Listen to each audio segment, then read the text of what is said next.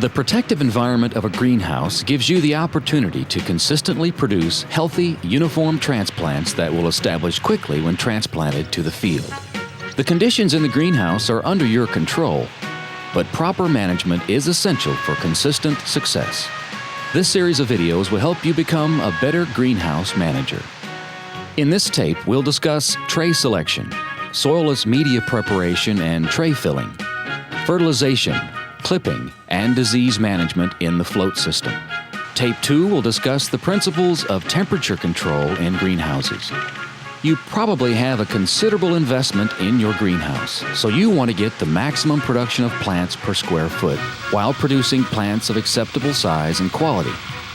The most common sizes for float trays are 242, 253, 288, 338, and 388 cells per tray. The most popular size is the 288 cell tray. Since the outside dimensions of all trays are the same, cell size decreases as the number of cells per tray increases. And as the number of cells increases, the potential for plant disease also increases. So we have to take precautions to avoid disease problems.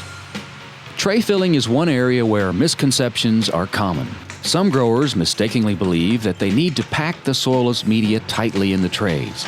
Getting a good uniform tray fill begins with the proper moisture content of the media. Media that is too dry will sift through the tray and end up on the floor.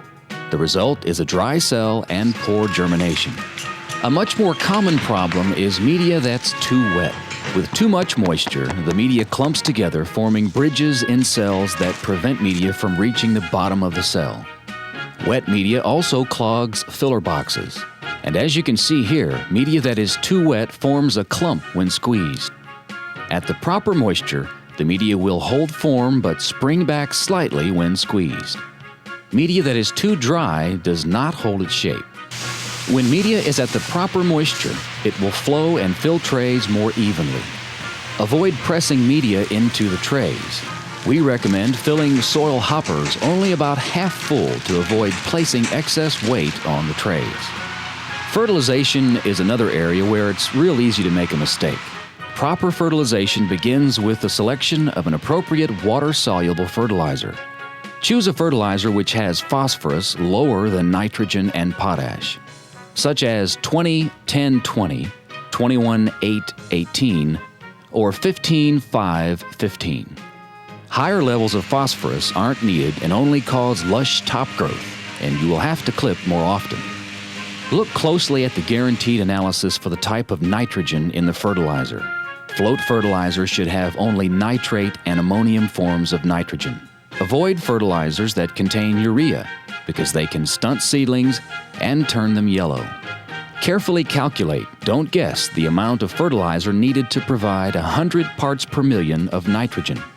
A simple formula to determine the amount of water contained in a bed is to take the number of trays times 1.64 times the depth of water in inches. This equals the gallons of water in the bed. The amount of fertilizer you need to provide 100 parts per million depends on the analysis. For 20-10-20, it takes 4.2 pounds per 1,000 gallons. For other fertilizer analysis, ask your county agent or tobacco specialist to help you calculate the amount needed. Once you know the amount needed per 1,000 gallons, you can calculate how much to add to your bed. Mix the required amount of fertilizer with water in a clean bucket until it dissolves. Pour the solution into the bed at several locations and mix it with a strong stream from the water hose. Mixing is very important. We don't want areas of high or low concentration within the bed. Some growers pump the fertilizer solution into the bed through a manifold system to ensure even distribution. If you use a pump, be careful when moving hoses from bed to bed. This is one way diseases can spread.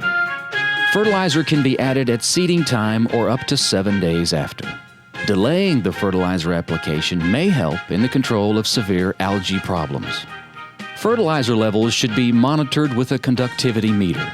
A conductivity meter measures the ability of the solution to carry electric current. The higher the fertilizer level, the higher the current. Meters should be calibrated at least once per season to make sure they're accurate. Check the meter reading for plain water at your location. Most water systems will have a reading of 3 to 4 or 0.3 to 0.4, depending on the units of the meter you have. After fertilization, the reading should increase by 6 or 0.6 for most 20-10-20 formulations. See the University of Kentucky's Cooperative Extension Service publication, AGR 174, for more information on calculating fertilizer requirements and using conductivity meters. Clipping tobacco float plants promotes plant uniformity and may aid in disease control. In addition, clipping results in a hormonal wounding response that tends to produce thicker stems. The first clipping is by far the most important and should occur when the plants are about 1.5 to 2 inches tall to the bud. At each clipping, remove no more than 1/2 to 1 inch of leaf material and make sure the blades are kept sharp to make a clean cut. Adjust the blade speed to avoid grinding the clipped material and always dispose of the clippings away from the greenhouse. Clean and sanitize the clipping equipment with a 10% bleach solution or greenhouse disinfectant after each use, or when moving equipment between greenhouses. The warm, moist greenhouse environment is ideal for most disease organisms. Disease control is an essential part of greenhouse management. The first step in any disease control program is excellent sanitation. All trays and equipment should be thoroughly cleaned and sanitized. Because of their porous nature, polystyrene trays require particular attention because surface sterilization won't kill all the disease organisms. They're embedded deep in the trays. For more information on methods of tray sanitation, contact your county agent or see the UK publication ID 131. Walking in beds is not recommended since this can easily contaminate the bed.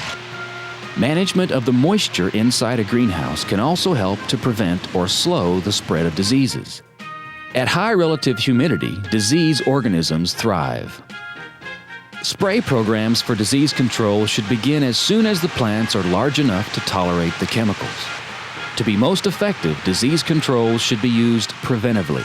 As with all chemicals, read and follow the label directions. For more information on currently labeled antimicrobial chemicals, please contact your county agent. Insect pests can rapidly destroy large numbers of transplants in a short period of time. Monitor your plants closely for evidence of insect activity and treat with labeled insecticides. In the carefully controlled environment of a greenhouse, you should be able to produce healthy, usable transplants in about 6 to 8 weeks.